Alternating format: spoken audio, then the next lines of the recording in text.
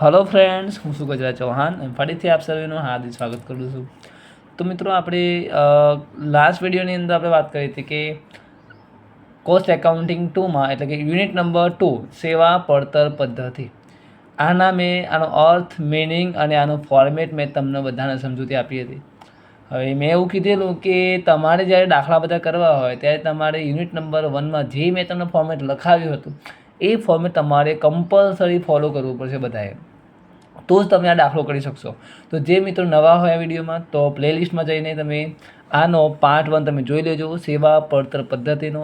એ part 1 જોયા પછી તમે આ વિડીયો જોજો, કેમ કે પાર્ટ 1 તમે જોશો તો તમને પાર્ટ 2 તમને સેવા પડતર પદ્ધતિ તમને આવડશે. ઓકે, તો આપણે હવે શરૂ કરીએ છીએ આપણે દાખલાની ગણતરી. તો જુઓ, પહેલી વસ્તુ તો અહીંયા તમે જોઈ શકો કે દાખલા નંબર 5, નવ ભારત ટ્રાન્સપોર્ટ કંપનીની નીચેની વિગતો પરથી પેસેન્જર કિલોમીટર દીઠ તમે ભાડું શોધી બતાવો.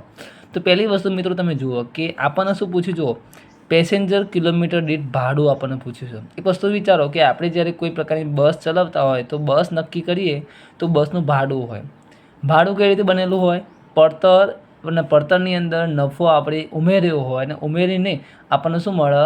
ભાડું. તો પહેલી વસ્તુ, મેં જ્યારે ફોર્મેટ તમને ચલાવ્યું હતું એ વખતે કીધું હતું કે કોઈ પણ દાખલો બસનો હોય, ટ્રકનો હોય કે હોસ્પિટલનો હોય, તો આપણે પહેલાં તો માસિક કિલોમીટર, જો બસ હોય તો માસિક કિલોમીટર તમારે શોધવાના, જો પથારી હોય તો પથારી દિવસો તમારે શોધવાના. અહીંયા આપણને દાખલો કોનો આપ્યો છે? નવ ભારત ટ્રાન્સપોર્ટ કંપનીનો, જેમાં તમને બસની પડતર કિંમત આપેલી છે. તો પહેલી વસ્તુ આપણે શું કરવાનું, તો માસિક કિલોમીટર આપણે પહેલાં શોધવા પડશે. જુઓ, પહેલાં આપણે ગણતરી કોની કરવાની? માસિક કિલોમીટર.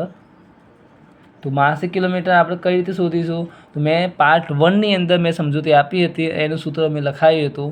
અત્યારે તમે ફરીથી લખાવું છું કે માસિક કિલોમીટર એટલે આપણે શું લેવાનું? એક બાજુનો જે રૂટ હોય ને મિત્રો, એક બાજુનો તમારો રૂટ હોય, બરાબર, એ રૂટના કિલોમીટર લેવાના. શું લેવાનું? એ રૂટના કિલોમીટર. એટલે શું લઈશું આપણે અહીંયા? કિલોમીટર. તો મેં તમને એવું કીધેલું કે માસિક કિલોમીટર માટે આપણે સૂત્રનો ઉપયોગ કરવાનો, અને એમાં મેં એવું કીધેલું કે આપણે પહેલાં શું લેવાનું? એક બાજુના કિલોમીટર લેવાના. એટલે આપણી બસ જ્યાં જતી હોય, બરાબર, એનું એક બાજુનું કિલોમીટર તમને આપેલું હોય તો કિલોમીટર લેવાના. કિલોમીટર ગુણ્યા શું લેવાનું? દિવસો.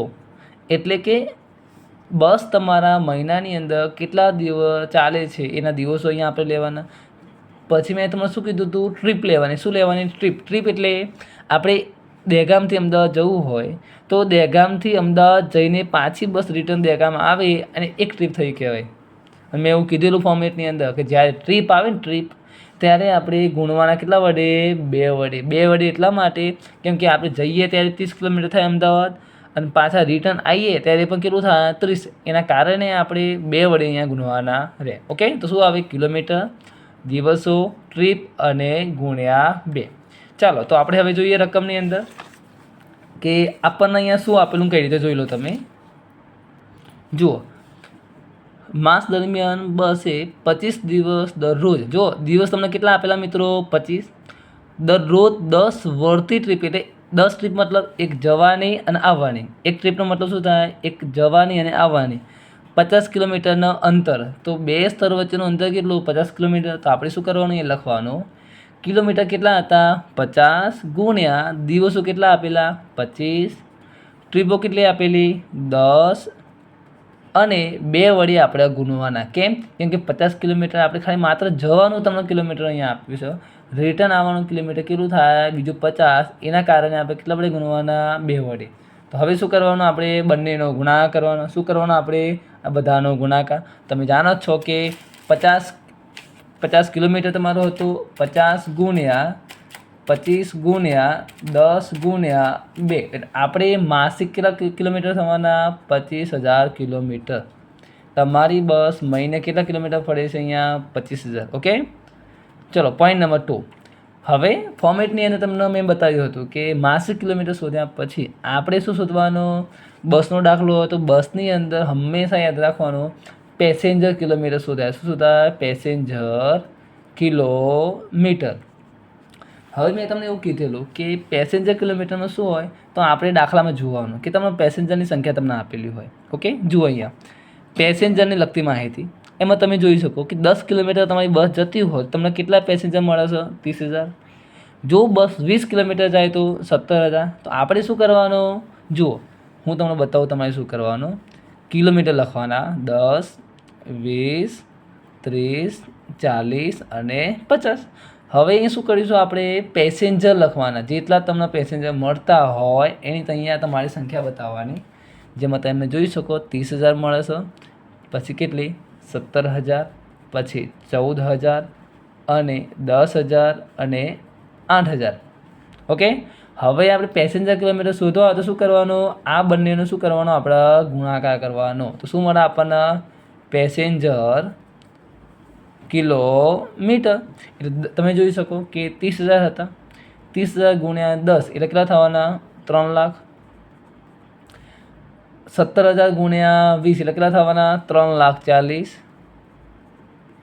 આ વસ્તુ ભૂલવાનું નહીં, બરાબર છે? કેટલા હતા અહીંયા? 17,000 હતા, એના આપણે કેટલા વડે? 20 વડે ગુણવાના. પછી 14,000 હતા, એને કેટલા વડે ગુણવાના? 30 વડે. 14 × 42 એટલે 4,20,000. પછી કેટલા હતા? 10,000 ગુણ્યા 40 એટલે કેટલા થવાના? 4 લાખ. 8,000 ગુણ્યા 50 એટલે 8 × 40 એટલે ફરી 4 લાખ. આવી રીતે આપણે શું કરવાના? ગુણાકાર કરવાના. પછી તમે જોઈ શકો હવે શું કરવાનું? તો આ બધા સરવાળો. 4 ને 4 8, 8 4 12, 12 ને 3 15 ને 18, 18 60. કેટલા લાખ આવવાના અહીંયા? 18,60,000 કિલોમીટર તમારી આ બસ ફરતી હશે.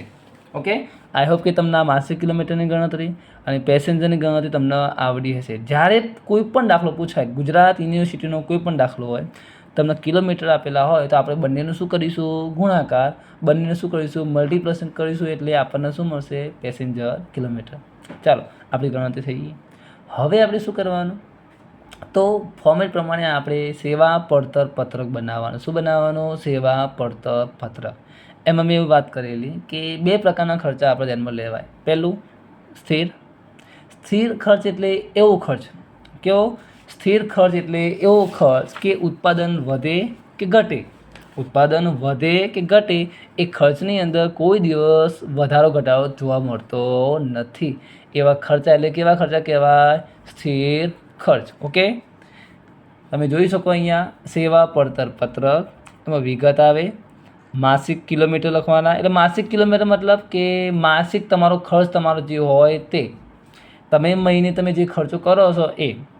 અને પેસેન્જર દીઠ કિલોમીટર એટલે પેસેન્જર દીઠ તમારો જે ખર્ચો લાગુ પડે, પેસેન્જર દીઠ ખર્ચ એ તમારે ધ્યાનમાં લેવાનો રહેશે.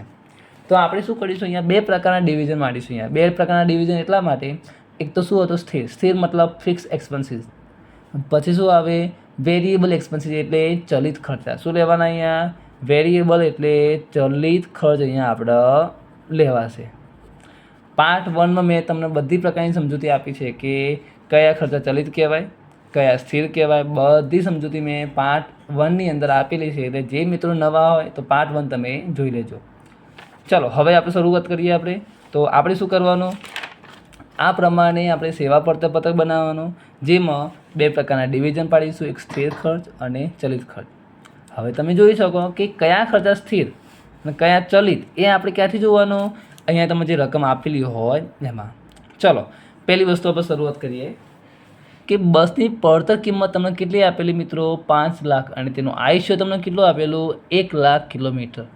તો હવે મિત્રો યાદ રાખજો કે જ્યારે પણ તમને પડતર કિંમત આપી હોય એનો મતલબ એવો સમજવાનો કે આપણને અહીંયા શું કીધું છે? ઘસારો શોધો. શું કીધું અહીંયા?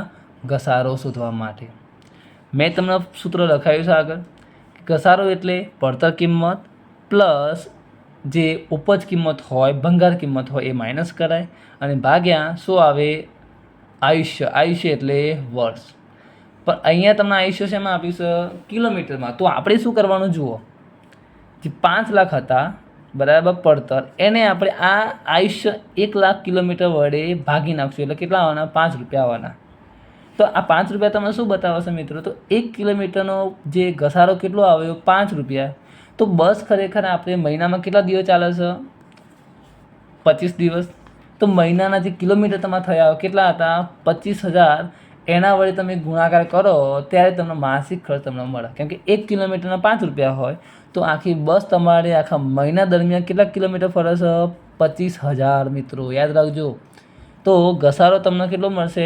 25,000 ગુણ્યા 5 એટલે કેટલા આવવાના? 1,25,000.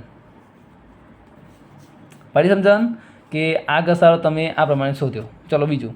હવે બસ તમારે ચાલે છે 25 દિવસ, 10 ટ્રીપ કરે છે. ચલો એ મુદ્દો આપણે લઈ લીધો. પેસેન્જરની ગણતરી આપણે અહીંયા કરી ચૂક્યા છીએ. હવે માસ દરમિયાન કરેલા ખર્ચા. જો ડીઝલ, પહેલી વસ્તુ વિચારજો કે કયો ખર્ચ સ્થિર ગણાય, કયો ચલિત કહેવાય, પહેલાં ઓળખવાનો.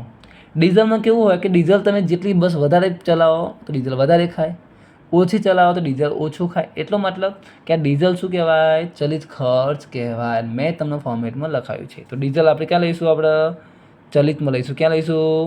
ચલિતમાં. કેટલો? 45,000. ક્યાં લખીશું આપણે? માસિક ખર્ચમાં. ચલો બીજી વસ્તુ, ઓઇલ. ઓઇલ એ પણ કેવું હોય? તો સાધન પડી રહે તો ઓઇલનો વપરાશ ઓછો થાય, અને સાધન જો તમે ચલાય કરો તો તમારો ઓઇલ શું થાય? વધારે યુઝ થાય. એટલે એ પણ શું કહેવાય? ચલિત ખર્ચ કહેવાય. કેટલો? 15,800. ડ્રાઈવરનો પગાર એ કેવો હોય? દર મહિને ફિક્સ હોય. ડ્રાઈવરનો પગાર તમને કેવો મળે? ફિક્સ હોય. એને મહિને 20 તો 20,000 એને ચૂકવવાના હોય. એટલે એ ખર્ચ કેવો ગણાય? સ્થિર કહેવાય. બરાબર. એ ભાડું મળે કે ના મળે, બરાબર, એનો પગાર એને ચૂકવવો પડે. તો ડ્રાઈવરનો પગાર શું કહેવાય? સ્થિર કહેવાય. એ ક્યાં જાય? સ્થિર ખર્ચમાં. કેટલો? 4,000. ઓકે. આઈ હોપ કે તમને આની અંદર તમને સમજણ પડી હશે. બીજી વસ્તુ, હવે તમે જુઓ અહીંયા તમને ઇન્સ્યોરન્સ તમને આપે. ઇન્સ્યોરન્સ મતલબ વીમો. વીમો કેટલો આપેલો તમને? 3,000. વીમો મિત્રો કેવો હોય? દર મહિને કાં તો 3 મહિને કાં તો 6 મહિને કેવો ફિક્સ જ હોય. એની અમાઉન્ટ કોઈ દિવસ આપણે કોઈ ઓછી કે વધારે થતી નથી. એટલે વીમો શું કહેવાય? સ્થિર ખર્ચ કહેવાય. કેટલો હતો મિત્રો? 3,000. લાઇસન્સ ફી તમે જાણો છો કે લાઇસન્સ કઢાવવા માટેની જે ફી થતી હોય એ નોર્મલ હોય, કોમન હોય, બરાબર. કોઈની જોડે તમે વધારે ઓછા લઈ શકતા નથી. એ ફિક્સ હોય. કેટલા? 2,200. એ પણ શું કહેવાય? સ્થિર ખર્ચ કહેવાય. બીજી વસ્તુ, ટાયર ટ્યુબ. તો સાધન પડી રહે તો ટાયરનો યુઝ થાય. જો સાધન જો તમે ચલાય કરતા હોય તો ટાયર ટ્યુબનો વપરાશ વધારે થાય, ઓછો થાય. એટલે એ તમારે શું કહેવાય? ચલિત ખર્ચ કહેવાય. ટાયર ટ્યુબ કેટલા? 1,200. ઓકે. એટલે મોટાભાગે આપણી બધી એન્ટ્રીઓ અહીંયા આવી ગઈ, બરાબર. સ્થિર ખર્ચા સ્થિરમાં લખવાના, ચલિતમાં. બસ મિત્રો, તમે કોઈ પણ તમે દાખલો તમે ગણો તો આપણે આ વસ્તુ તમારે ધ્યાનમાં લેવાની કે 2 પ્રકારના ખર્ચા આપણે ઓળખવાના. સ્થિરમાં જવા જોઈએ, ચલિતમાં. ઓકે. તો આટલું તમને આવડ્યું હશે. હવે શું કરવાનું જુઓ. હવે આપણે શું કરીશું? આનો સરવાળો કરીશું. એટલે શું કહેવાય? કુલ સ્થિર ખર્ચ A. અહીં શું કરીશું આપણે? કુલ ચલિત ખર્ચ B. આપણે શું કરીશું? આનું ટોટલ કરીશું. શું કરવાનું ટોટલ? તમે જોઈ શકો 4,000, 3,000 એટલે 7, 7 ને 2 9 એટલે 9,200 તમારું ટોટલ આનું આવવું જોઈએ. હવે આપણા પેસેન્જર કિલોમીટર કેટલા હતા? 18,60,000. જુઓ અહીંયા પેસેન્જર કિમી કેટલા હતા? 18,60,000 આપણે શોધ્યા હતા. તો જે ખર્ચો તમારો આવે એ ખર્ચને 18,60,000 વડે શું કરવાના? આપણે ભાગી નાખવાના. એટલે 1200 હતા એને આપણે 18,60 વડે ભાગીશું. એટલે આપણને જવાબ મળશે 0.004946. ઓકે.